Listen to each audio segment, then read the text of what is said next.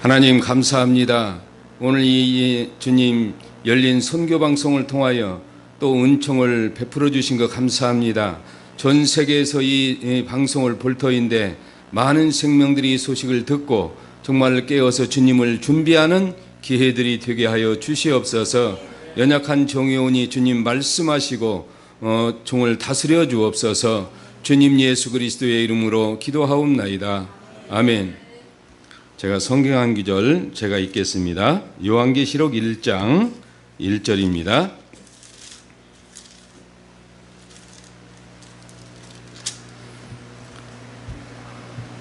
예수 그리스도의 계시라. 이것은 하나님께서 반드시 곧 일어나야 할 것들을 자신의 종들에게 보여주시려고 그분께 주신 것이라. 그분께서 자신의 천사를 통해 자신의 종 요한에게 그것을 보내시고 표적으로 보여주시니 그가 하나님의 말씀과 예수 그리스도의 증언과 자기가 본 모든 것을 증언하였느니라. 이 대열의 말씀을 읽는 자와 듣고 그 안에 기록된 그것들을 지키는 자들은 복이 있나니 이는 때가 가깝기 때문이라. 아멘. 킹제임스 흠정역으로 읽었습니다. 여러분, 요한계시록이라는 말이, 계시라는 말이 여기는 예수 그리스도의 계시라고 되어 있습니다. 계시라는 뜻은 원어가 아포칼립시스라고 합니다. 아포칼립시스라는 뜻은 원래 의미가 뭐냐면은 덮여놓은 것들을 하나씩 하나씩 까서 드러낸다라는 뜻입니다. 그러니까 구약성경 다니엘서나 이사야서 8장 16절 등등을 보면은 하나님의 말씀을 다 봉함했지요. 그렇죠? 다니엘을 통해서, 이사야를 통해서, 예레미야를 통해서 말씀들을 때가 되어질 때까지 닫아놨어요. 덮어놨다 이 말입니다. 근데 이제 예수 그리스도께서 오셔서 마지막 재림에서 오실 때 되면은 이것을 어떻게 한다고요? 하나씩 하나씩 여는 것입니다. 열면서 이것이 드러나게 되지요. 다시 말하면 양파를 우리가 껍질을 벗겨야 먹잖아요. 양파 껍질을 벗긴다 이렇게 쉽게 생각하면 돼요. 그러면 그 안에 이제 알맹이가 드러날 거 아닙니까? 그러면 드러난 것을 우리가 알고 준비해야만 되는 거예요. 우리가 예수님을 믿고 하는 데는 다 열정이 있습니다. 누구든지. 그런데 성경은 왜 요한계시록을 말씀해 놓고 요한계시록 속에 들어있는 것들을 준비하라고 할까? 여기에 대해서는 누구든지 자유롭지 못하라는 거예요. 그래서 저나 여러분이나 이 마지막 때의 말씀들을 우리는 살펴봐야 됩니다. 살펴보지 아니하는 죄를 범해서는 안 됩니다.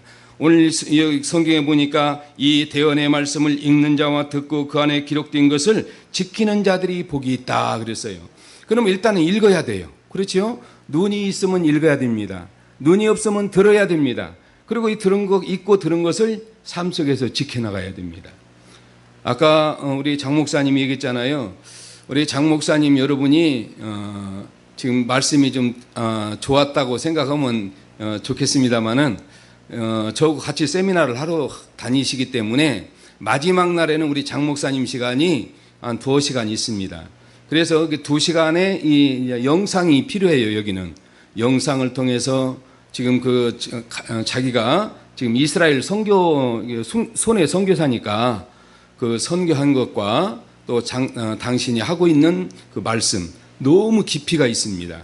깊이가 있고 한번 이제 여기서 이제 지금 시간을 허락해 주실지 모르겠습니다만은 하게 되면은 한번 이렇게 그때 가서 우리 목사님의 말씀도 한번 들어보시기 바랍니다.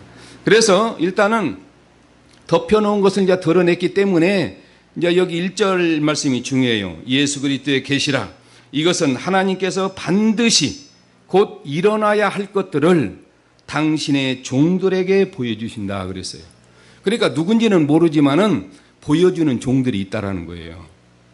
이건 내 말이 아닙니다. 성경이 당신의 종들에게 보여주시려고 이 말씀을 기록했다라는 거예요. 계시를. 그러니까 어떤 종들은 이 계시의 알 속에 있는 것을 드러내 보는 것입니다. 근데 이런 것을 보면은 저 목사 이상한 사람이야. 오늘 마지막 때 얘기하면 아까 우리 목사님이 얘기했듯이 마지막 때 얘기하면 이상한 사람이 되는 거예요, 그냥. 그래도 어쩔 수 없어. 왜냐하면은 그때 받은 종들은 보여줬기 때문에, 봤기 때문에 말하지 않을 수 없다 이것입니다. 그래서 저나 여러분이나 이걸 우리가 비판만 하지 말고 일단은 들어보고 일단 내가 준비해야 될 것이 뭐고 신랑이 왔는데 신랑을 맞이하지 못한다면 부끄러운 일이잖아요. 그래서 이런 걸 생각하게 됩니다. 그래서 계시록에는 세 가지 재앙이 나타나요. 첫째가 인재앙이라고 합니다. 두 번째가 나팔재앙이라고 합니다. 마지막에 병재앙이라고 합니다. 개역성경에는 대접재앙이라고 되어 있어요. 대접을 갖다 쏟아붓는다는 말보다도 병 갖다 쏟아붓는다는 말이 더 합리적인 것 같아요. 어쨌든 이 재앙이 있습니다. 그래서 이것은 성경, 구약 성경과 신약 성경은 대연서는 서로 짝을 이루게 만들어 놨어요. 하나님이 어떤 사람이 찾아서 볼 수 있도록. 그래서 이것은 에스겔서 2장 9절부터 3장 3절까지 읽어보면은요, 에스겔에게 하나님이 보여주십니다. 뭘 보여주시냐면은 너 작은 책을 열어서 이제 열어서 보라는 거예요. 딱 봤더니 에스겔에게 뭐가 세 가지가 보여요. 하나는 애곡과, 따라서 합니다. 애곡과, 그 다음에 애가부터 나옵니다. 애가와 애곡과 재앙이 기록되어 있더라. 자, 그러면은 이 지금 에스겔 선지자에게는 이미 이 세 가지를 보여주신 거예요. 그렇죠? 그러면 요한계시록을 통해서 이 말씀이 그대로 적용이 되는데 이 적용되는 사건이 요한계시록 10장과 11장 사건입니다. 요한계시록 10장에서 작은 책을 먹고 이 말씀을 전하라고 했더니 먹을 때는 입에 달았는데 전하려고 하니까 썼다 이거예요. 이게 전하기가 힘들었다 이 말입니다. 근데 그 안에는 세 가지 재앙이 있기 때문에 이 재앙 때문에 뭔 일이 생겨요? 애곡이 뭐죠? 자, 애가가 뭐지? 애가가? 슬픈 노래예요. 그러니까 다시 말하면은 재앙이 생기기 때문에 애가가 생긴다 이거예요. 재앙이 생기기 때문에 애곡이 생긴다 이거예요. 그러면 이 곡한다라는 시기가 지금 와 있다라는 거예요. 근데 이것은 그래서 인재앙은 우리가 자세하게 나중에 하기로 하고 인재앙은 교회를 심판하는 과정입니다. 누가 뭐라고 해도 맞습니다. 인이라고 하는 것은 두 가지 의미가 있어요. 하나는 인이라고 하는 것은 덮여놓은 것들을 드러내는 도장이라는 뜻이니까 덮여낸다는 뜻도 하나가 있고요. 또 하나는 너는 내 것이라는 뜻이 있습니다. 그러니까 교회를 심판하는 과정은 인재앙이라는 것입니다. 근데 불행스럽게도 인재앙은 지금 끝이 났습니다. 그러니까 여기에서 4분의 1이 누군가는 모르지만은 주님으로부터 떨어졌습니다. 저는 감히 말씀드리기를 지금 뉴 월드 오더 속에 속해 있는 그 세력들이라고 봅니다. 여러분 교회도 뉴 월드 오더 속에 속해 있습니다. 그래서 여기에 속해 있는 자들이 종교다원주의를 표방하고 가는 세력들이라고 저는 봅니다. 여러분 아까 우리 저 목사님이 참 말씀 제가 깊이 제가 들었는데요. 지금 이 말씀이 여러분 성경 끼고 다니는 사람이 요즘 없어. 목사들도 없어. 여러분 저는 성경 늘 끼고 삽니다. 안 읽으면 밥을 안 먹습니다. 저는. 그 정도로 성경을 가까이 해야 됩니다. 그런데 오늘 성경 목사님들도 오늘 여기 성경 갖고 온 사람들도 별로 없는 것 같아요. 여러분 아무리 이게 방송이라 하더라도 성경은 자기 생명입니다. 그래서 이 성경을 그 정도로 많이 생각을 해야 된다는 뜻이기도 하고요. 그래서 인재앙은 도장이라는 뜻이니까 너는 내 것이다. 우리가 베드로전서 4장 17절 말씀을 읽어보면은 반드시 내 집에서 심판을 시작할 때가 있대요. 이건 반드시라는 말을 썼어요. 그러니까 언젠가는 모르지만 교회에서 심판이 시작된 거예요. 그러니까 교회는 영적인 사람들이니까 영적 심판이 있어요. 그러니까 해달별이라고 성경에 6장부터 인재앙이잖아요. 그렇게 나왔다 할지라도 해달별이 어두워진다라는 말은 그걸 어두워졌다라는 말이 아니에요. 우리 영적으로 어두워졌다라는 의미를 상기하고 있는 거예요. 그러면 지금 나팔재앙은 땅에 대한 재앙입니다. 아까 인재앙은 하늘에 대한 재앙이니까 교회를 상징하는 것이고 그 다음에 나팔재앙은 땅에 대한 것입니다. 계시록 7장 1절부터 보면은 이 땅에 대한 심판이 나와요. 내 바람이라고 나오는데 이 내 바람이라고 하는 것은 원어적으로 보면 아네모스라는 뜻입니다. 아네모스는 악한 영이라는 뜻입니다. 악한 영을 보냈어요, 지금. 악한 영을 보냈기 때문에 이 시대가 악한 것입니다. 그냥 악해지는 게 아니에요. 모두가 하나님의 손에 있는 것이기 때문에 이 시대가 악합니다. 그래서 여러분 알게 모르게 내 주변에 지금 악한 것들이 와 있어요. 그래서 내가 지금 어떻게 정신을 차리고 어떻게 준비하지 아니하면은 나도 그냥 넘어가는 거예요. 그냥 나는 괜찮지. 우리가 마태복음 25장에 보면은 열처녀 비유가는 비유가 있잖아요. 열처녀는 교회잖아요. 근데 거기 보니까 분명히 졸다가 신랑이 더디움으로 졸다가 잠들었다 이렇게 되어 있잖아요. 그러니까 이 시대는 누가 뭐라고 해도 성경이 맞다면은 이 시대는 다 잠들어 있다라는 거예요. 그러면 잠들어 있으면 누군가 깨워야 될 사람이 필요하잖아요. 저는 깨우러 다니는 사람이에요. 그냥 광야에서 이치는 세례 요한처럼 그냥 깨우러 다니는 거예요. 이제 듣고 여러분들이 알아서 준비하는 것이지. 그래서 이 재앙이 지금 나팔 재앙인데 마지막 나팔이 불려지면 주님이 오십니다. 근데 지금 몇 번째 나팔까지 울려졌느냐? 여러분 이게 이제 확정하기는 이제 이 세미나를 하면 이제 알게 돼요. 영상도 거기 포함되어 있거든요. 그러면 이것을 확인을 해봐야 돼. 내가 안 봤던 것은 알지 못하는 것이잖아요. 내가 접하지 않으면 내가 모르는 거예요. 그래서 알아야 됩니다. 지금 제가 느끼기로는요. 지금 요한계시록 12장 사건이 현실화되고 있습니다. 요한계시록 12장이 뭐냐면은요.